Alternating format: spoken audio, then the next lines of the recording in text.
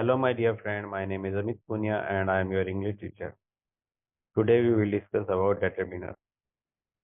Determiner मतलब, as its name show, determine that something is determined. यानी कि हम किसी चीज के बारे में determine यानी कि निश्चित हों.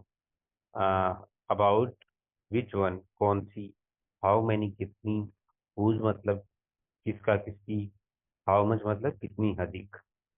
यानी कि डेटरमिनर वह शब्द होता है जो ये नाउन से पहले आकर यह बताता है कि वह कौन सी, कितनी, किसकी या कितनी मात्रा में है.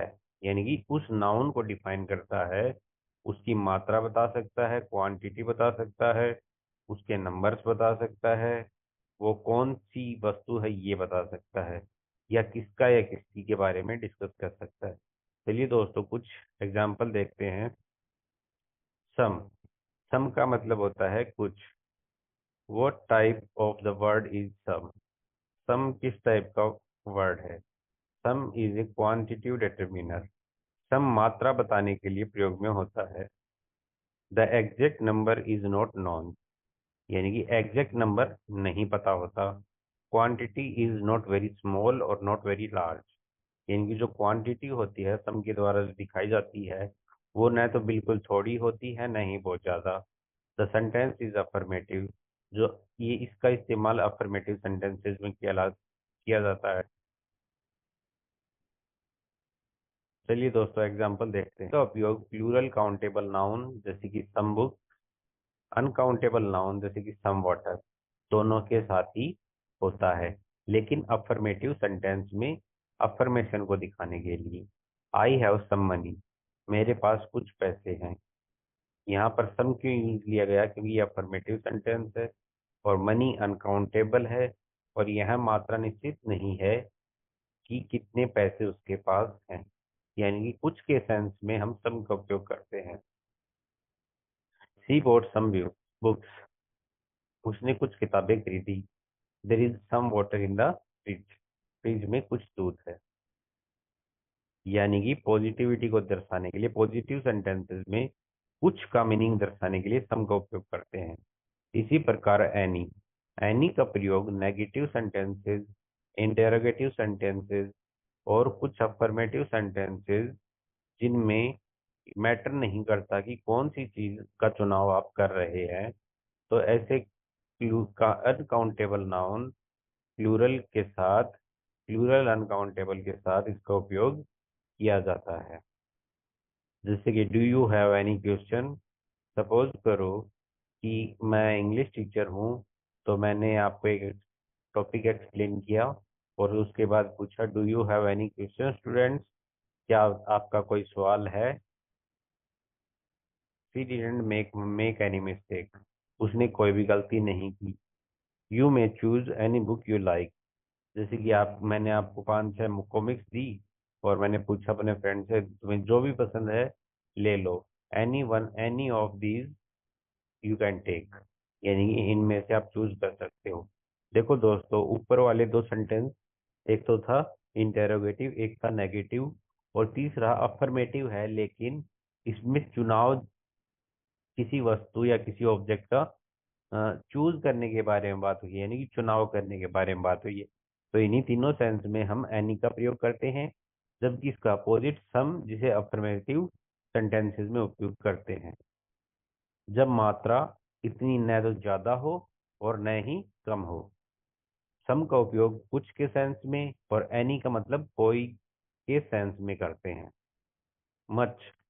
मच का प्रयोग दोस्तों show a large amount of uncountable noun, mostly use in negative sentence, question and conditional sentence. यानी कि मच का प्रयोग अनकाउंटेबल संज्ञाओं यानी कि नाउन्स के साथ मात्रा बताने के लिए किया जाता है और अधिकतर नेगेटिव, इंट्रोगेटिव और कंडीशनल वाक्यों में उपयोग में लाया जाता है. I do not have much time, मेरे पास ज्यादा समय नहीं है. How much money do you need, आपको कितने पैसे चाहिए. Is there isn't much milk left, क्या दूध ज्यादा नहीं बचा है. तो मच का प्रयोग दोस्तों सिंपली बताऊं तो ज्यादा के सेंस में किया जाता है. कि आपके पास ज़्यादा समय नहीं है, आपके पास ज़्यादा ज़मीन नहीं है, आपके पास ज़्यादा टाइम नहीं है, आपके पास उम्मीद नहीं है। तो इस तरह के वाक्यों में किया जाता है। मैनी का प्रयोग मच का उल्टा उल्टा होता है। यह क्वांटिटिव डिटरमिनर है, लेकिन काउंटेबल नाउन के साथ प्रयोग की जाती है। शो ए लार्ज नंबर, यानी कि जब संख्या बहुत ज्यादा हो तो उसके लिए।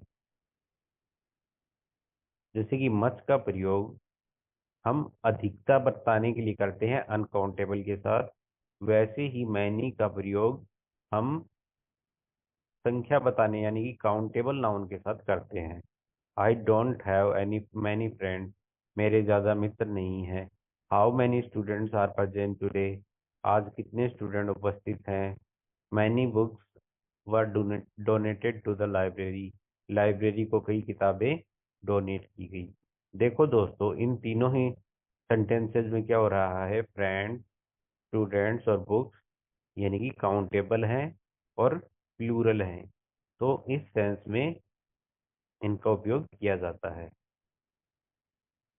मच का प्रयोग अनकाउंटेबल के साथ और मैनी का काउंटेबल के साथ। इनफ का मतलब होता है दोस्तों पर्याप्त। पर्याप्त यानी कि कोई चीज जितनी मुझे मिल रही है वह मेरे लिए इनफ है या नहीं। जैसे कि मैं बोलूं I have enough money to buy the book, मेरे पास पर्याप्त पैसे हैं कि मैं ये बुक खरीद सकता हूँ। She has enough time to finish her work, उस उसके पास इनफ टाइम है अपना काम पूरा करने के लिए। We do not have enough food for everyone, हमारे पास प्रत्येक के लिए पर्याप्त खाना नहीं है।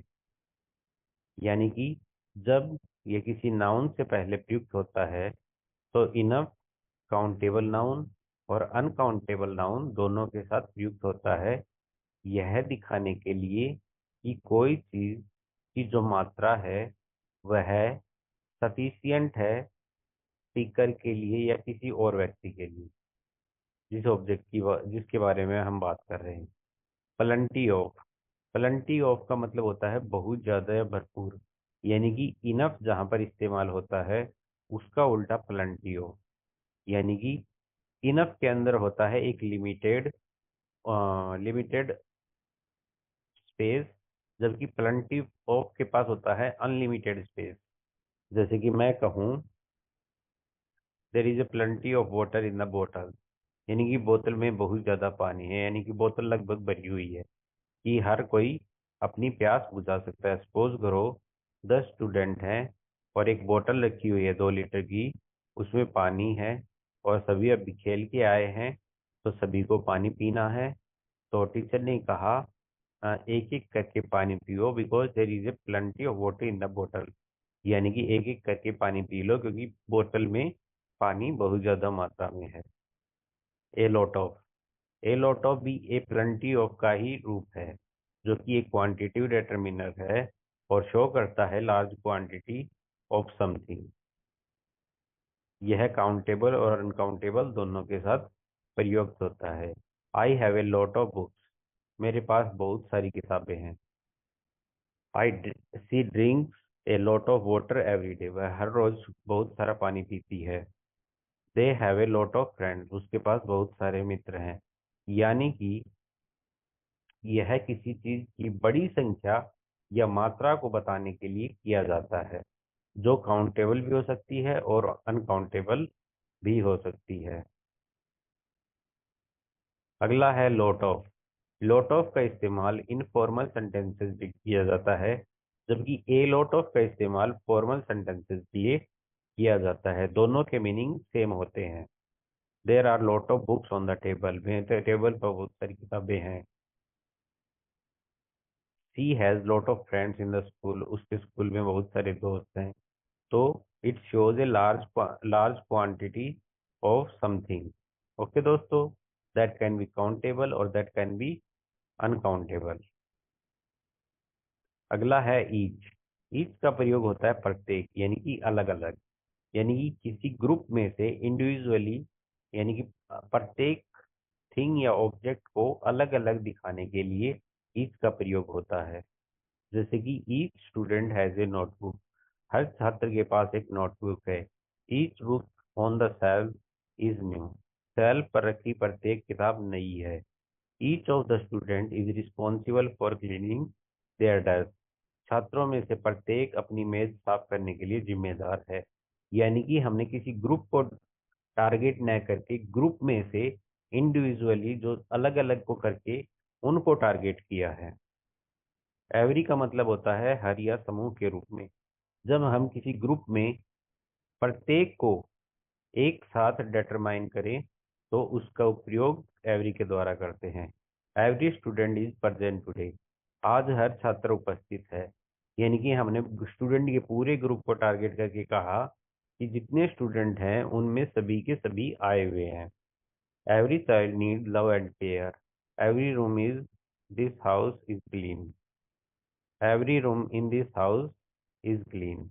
यानी कि इस घर का प्रत्येक कमरा, ये मैंने अलग अलग कमरे को नहीं कहा, यानी कि हर पूरा का पूरा जितने भी रूम है वो सारे के सारे साफ हैं।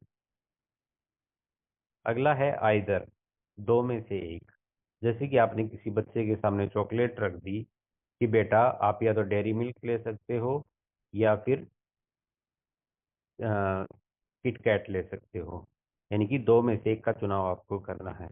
You can take either book. आप दो में से कोई सी भी किताब ले सकते हो। You can speak either language. तुम कोई सी भी भाषा बोल सकते हो। नाइदर का मतलब होता है दोनों में से कोई नहीं। वही चॉकलेट वाला उदाहरण लेते हैं तो मेरे पास दो चॉकलेट है, एक किटकैट की और एक एक डेयरी मिल्क की। मैंने बच्चे से कहा आइदर यू कैन टेक, तो बच्चे ने कहा neither I will take, I want another one. मुझे कोई दूसरी चॉकलेट चाहिए, मैं इन दोनों में से कोई सी नहीं लूंगा। Neither answer is correct. कोई भी उत्तर सही नहीं है। यानी कि दो आंसर दिए हैं किसी चीज के, उन दोनों में से कोई सा भी सही नहीं है। Neither was boy was absent in the class. दोनों में से कोई भी लड़का क्लास में उपस्थित नहीं था। अगला है लिटल। देखो दोस्तों, यहाँ पर तीन चीजों की बात होगी। लिटल जिसका मतलब होता है नकारात्मक में बहुत कम।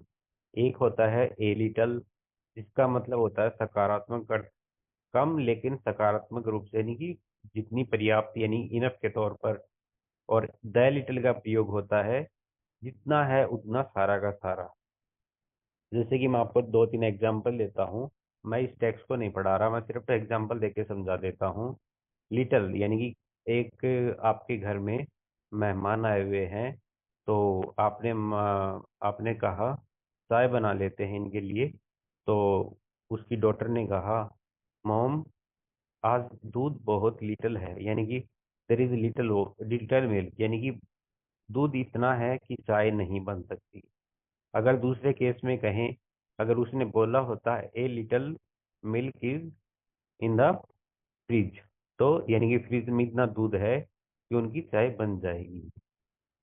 यानी कि नकारात्मक अर्थ नहीं दिखाया बल्कि सकारात्मक दिखाया। इसके बाद आता है द लिटल। द लिटल में का प्रयोग होता है सारा का सारा। यानी कि अ, ओके तुम दूध बना लो, जितना दूध है वो सारा का सारा चाय में डाल लो। तो ये बात होती है दोस्तों। लिटल का उपयोग देखते हैं। There is little water in the बोतल। बोतल में बहुत कम पानी है, मतलब इतना कम है कि आप जिसको जो पूछ रहा है कि बोतल में कितना पानी है, क्या मैं पी सकता हूँ, तो आपने आंसर दिया there is a little water in the बोतल, कि इतना पानी है कि आप आपकी प्यास नहीं बुझेगी। She has little patience with children. उसके पास बच्चों के लिए बहुत कम धैर्य है। यानी कि बच्चे थोड़ी सी ही शैतानी कर लें तो वो टेम्पर हो जाता है। She has little knowledge of computer. यानी कि उसको कंप्यूटर का न के बराबर नॉलेज है। A little, I have a little money, यानी कि मेरे पास थोड़े पैसे हैं। सपोज करो मैं बाजार गया कोई किताब खरीदने के लिए, तो मेरे दोस्त ने पूछा कि तुम्हारे पास पैसे हैं इस किताब को खरीदने के लिए। तो मैंने कहा हाँ मेरे पास थोड़े पैसे हैं। कहने का मतलब मेरे पास इतने पैसे हैं कि मैं ये बुक खरीद सकता हूँ। अगला है the little. He spent the little money he had. यानी कि उसके पास जितने पैसे थे उसने उनको सभी के सभी को खर्च कर दिया। She use the time she use the little time available to revise, यानी कि उसके पास जितना समय था उसने परीक्षाओं के लिए अपना जो सिलेबस था रिवाइज करने के लिए पूरा का पूरा इस्तेमाल कर लिया। या फिर ये कह सकते हैं जितना टाइम उसके पास है वो पर्याप्त है पूरे सिलेबस को रिवाइज करने के लिए। अगला है फ्यू। देखो दोस्तों, जहां पर लिटिल का उपयोग क्वांटिटी दर्शाने के लिए किया जाता है, वहीं फ्यू का उपयोग काउंटेबल प्लूरल नाउन के साथ संख्या दिखाने के लिए किया जाता है, यानी कि नंबर शो करने के लिए किया जाता है। फ्यू का इस्तेमाल बहुत कम, यानी कि नकारात्मक रूप में। ए फ्यू का उपयोग सकारात्मक रूप में। द फ्यू का उपयोग जितनी है उतना सारा का सारा। Few student understand spoken English. Suppose कीजिए आप किसी गवर्नमेंट स्कूल में गए हिंदी मीडियम में, और वहां पर आपने पूछा कि कितने लोगों को इंग्लिश समझ में आती है, तो टीचर ने कहा few student understand spoken English, यानी कि न के बराबर स्टूडेंट इंग्लिश बोलना जानते हैं या स्पोकन इंग्लिश को समझते हैं। अगला है a few. I have a few friend in this city, यानी कि मेरे पास इस शहर में इतने मित्र हैं जिनसे मैं काम चला सकता हूँ, यानी कि ज्यादा संख्या में तो नहीं है, लेकिन मेरी सहायता करने के लिए मेरे साथ खेलने के लिए पर्याप्त है। Friend they have very loyal, यानी कि मेरे पास जितने फ्रेंड है, चाहे वो एक हो चाहे 10 हो, वो सारे के सारे लॉयल हैं। तो दोस्तों, ये तीनों ही लिटिल का प्रयोग क्वांटिटी और फ्यू का प्रयोग काउंटेबल नाउन के साथ किया जाता है। अब बात करते हैं सम ऑफ, ईच ऑफ, इस तरह से जो भी आएगा, एवरी ऑफ, ऑल ऑफ, ये सभी किसी चीज के भाग को दिखाते हैं कि उसमें से जो भाग है वो कितना यूज में लिया गया और कितना नहीं। तो चलो देखते हैं दोस्तों सम ऑफ का प्रयोग समूह राशि वस्तुओं के कुछ हिस्से को दर्शाने के लिए किया जाता है। जैसे कि some of the students are absent today, यानी कि जितने स्टूडेंट हैं उनमें से स्टूडेंट्स का एक पार्ट यानी कि एक ग्रुप आज नहीं आया है। I ate some of the cake, यानी कि जो केक था पूरा का पूरा उसमें से मैंने थोड़ा सा हिस्सा खा लिया। एनी ऑफ, यानी कि जैसे कि सम और एनी देखे थे हमने, वैसे ही सम का प्रयोग अफर्मेशन में और एनी ऑफ का प्रयोग इंट्रोगेटिव और नेगेटिव सेंटेंसेस में किया जाता है। जैसे कि have you read any of books on the table, क्या टेबल में रखी हुई किताबों में से आपने कोई पढ़ी है। I don't like any of these movies, मुझे इनमें से कोई भी मूवी पसंद नहीं है। Did you talk to any of your teacher about the exam, क्या तुमने कब किसी भी शिक्षक से परीक्षा के बारे में बात की। यानी कि नेगेटिव और इंट्रोगेटिव वाक्य में एनी ऑफ का प्रयोग होता है किसी चीज का पार्ट दिखाने के लिए। ईच ऑफ, जैसे कि ईच का प्रयोग इंडिविजुअल थिंग्स को रेफर करने के लिए होता है, उसी तरह से किसी ग्रुप में से किसी इंडिविजुअल को अलग अलग इम्फेसाइज करके ईच ऑफ का इस्तेमाल होता है। Each of the student has a book, यानी कि प्रत्येक स्टूडेंट के पास किताब है। देखो दोस्तों, इसको मैं ईच से बनाऊं चाहे ईच ऑफ से बनाऊं, each of student has a book, यानी कि छात्रों में से प्रत्येक के पास एक किताब है। और मैं चाहे इसको ईच ऑफ से बनाऊं चाहे ईच से बनाऊं, दोनों में कोई फर्क नहीं है, लेकिन ईच ऑफ थोड़ा सा एम्फेसाइज करता है, यानी कि थोड़ा जोर डालता है। इसी तरह है दोस्तों नन ऑफ कहने का मतलब किसी चीज का कोई भी भाग नहीं। None of the student pass the exam, किसी भी स्टूडेंट ने एग्जाम को पास नहीं किया, यानी कि स्टूडेंट्स का कोई भी पार्ट, यानी कि मान लो 50 स्टूडेंट हैं तो उनमें से दो भी नहीं, तीन भी नहीं, यानी कि किसी भी कितने भी नंबर ने नहीं पास किया एग्जाम। अगला है ऑल। ऑल का मतलब होता है पूरा हिस्सा, यानी कि पूरा का पूरा या पूरे सदस्य, यानी कि जिस ऑब्जेक्ट के बारे में बात हो रही है वो पूरा का पूरा। जैसे कि वही केक वाला एग्जांपल ले लेते हैं, all cake I have eaten, यानी कि मैंने पूरा केक खा लिया। All of the student pass the exam, सभी के सभी स्टूडेंट ने एग्जाम पास कर लिया। All of my friends are coming to the party, यानी कि मेरे जितने भी दोस्त हैं वो सारे के सारे पार्टी में आ रहे हैं। ऑल ऑफ का मतलब होता है यानी कि किसी पूरी की पूरे भाग को डिफाइन करना। It refers to entire group और होल क्वांटिटी ऑफ समथिंग, यानी कि किसी ग्रुप और किसी चीज की पूरी मात्रा को दिखाने के लिए ऑल ऑफ का प्रयोग किया जाता है। जैसे कि all of the student pass the exam, सभी छात्र परीक्षा में पास हो गए। All of the students come to the party, मेरे सभी दोस्त पार्टी में आए, यानी कि किसी चीज का पूरा भाग, यानी कि जितने स्टूडेंट क्लास में थे वो सारे के सारे, जितने फ्रेंड थे वो सारे के सारे। सेवरल, सेवरल का उपयोग होता है दोस्तों न ज्यादा न कम, यानी कि इतना कि हम कह सकें कि कोई चीज है जो न ही ज्यादा है और न ही कम है। जैसे कि several students are absent today, यानी कि आज कई छात्र अनुपस्थित हैं। कहने का मतलब एक दो नहीं बल्कि लगभग स्टूडेंट, मान लो आज कक्षा के 50 विद्यार्थियों में से 5 नहीं आए, तो 5 न तो ज्यादा है और न ही कम है। I have read several book on history, यानी कि मैंने सपोज करो राजस्थान हिस्ट्री को पढ़ने के लिए कई किताबें मैं पढ़ ली। मान लो राजस्थान इस हिस्ट्री की बुक काफी सारी लिखी हुई हैं, लेकिन उनमें से मैंने सेवरल पढ़ ली हैं, यानी काफी पढ़ ली है। न तो मतलब इतनी पढ़ ली है कि जो कि मेरे लिए राजस्थान जीके को समझाने के लिए इनफ थी। अगला है वेरियस। वेरियस दिखाता है दोस्तों एक काउंटेबल नाउन से पहले प्रयुक्त होता है और बताता है कि अलग अलग प्रकार की। It means many different several kind of.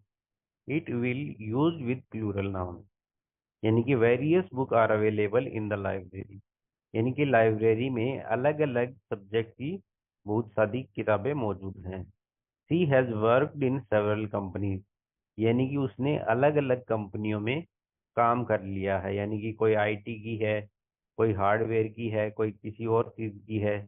The teacher explain the topic in various ways, यानी कि टीचर ने जो टॉपिक है वो अलग अलग तरीके से समझाया। तो ये थे दोस्तों हमारे डिटरमिनर्स, और आशा करता हूँ आपको समझ में आए होंगे। देखो दोस्तों वीडियो बहुत ज़्यादा लंबा हो जाता अगर मैं इसके बहुत सारे एग्जाम्पल बताता तो, इसलिए मैंने दो दो तीन तीन एग्जाम्पल लेके ही आपको इनको समझाया है। तो आज के लिए इतना काफ़ी है। धन्यवाद दोस्तों।